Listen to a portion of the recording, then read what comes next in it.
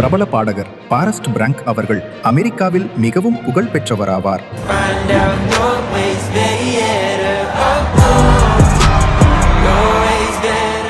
சமூக ஊடகங்களில் லட்சக்கணக்கான மக்களால் பின்தொடரப்படும் இவர் சமீபத்தில் சார்லி கிரிக் அவர்களின் மரணத்தை பற்றியும் ஆண்டவராகிய இயேசு கிறிஸ்துவை பற்றியும் பேசின காரணத்தினால்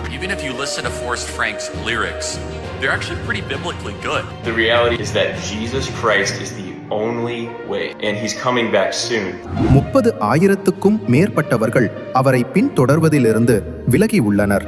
அதை பற்றி எந்த கவலையும் இல்லை என்று பாரஸ்ட் பிராங்க் பகிரங்கமாக தன்னுடைய விசுவாசத்தை அறிக்கையிட்டு உள்ளார். பாரஸ்ட் பிராங்க் கூறியதாவது: சார்லி கிர்க் பற்றி நான் பதிவிட்டதால் 30,000 பேர் என்னை பின்தொடர்வதை நிறுத்திவிட்டார்கள்.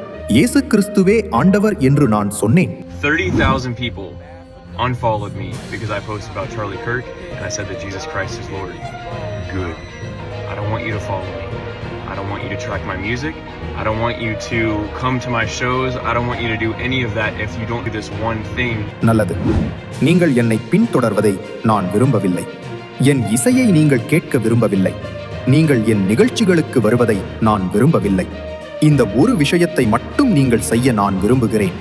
And that is follow Jesus Christ, the King of all kings, the Lord of all lords. அது என்னவென்றால், ராஜாதி ராஜாவும் கர்த்தாதி கர்த்தரும் இருக்கிறவரும் வரப்போகிறவருமான இயேசு கிறிஸ்துவை பின்பற்றுங்கள். அவர் விரைவில் திரும்பி வருவார். எனவே நீங்கள் உங்கள் இதயத்தை அவரிடம் ஒப்புக்கொடுத்து சரியாக பாவ மன்னிப்பை பெற்று மனந்திருந்துங்கள். இனி காலம் செல்லாது. உங்கள் முழங்கால்களில் விழுந்து அவரிடம் மனந்திரும்பவில்லை என்றால் நேரம் நெருங்கிவிட்டது. எல்லாவற்றுக்கும் கணக்கு ஒப்புவிக்கும் நாள் வரும். அதை உங்களால் உணர முடியுமா என்று எனக்கு தெரியவில்லை. இனி எனக்கு கவலையில்லை. இயேசு கிறிஸ்து இங்கே இருக்கிறார்.